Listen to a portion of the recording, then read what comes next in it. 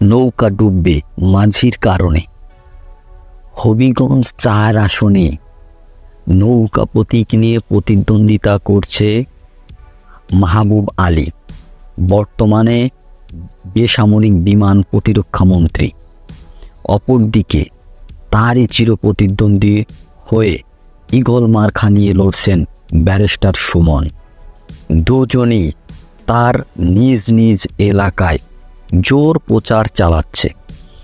মাহবুব আলী বর্তমানে তার এলাকায় প্রচুর ভোটারের সঙ্গে সে দেখা করছে, তার নৌকাকে জয় করার বিষয়ে বিভিন্ন সমাবেশ করছে। অপরদিকে ব্যারিস্টার সুমনও তার ঈগলকে জয়ী করার জন্য সে জোর জনসভা করতেছে, একের পর এক ভোটারদের কাছে যাচ্ছে এবং তার বিভিন্ন উন্নয়নের দিকের দৃশ্য বা কথাগুলো তুলে ধরতেছে।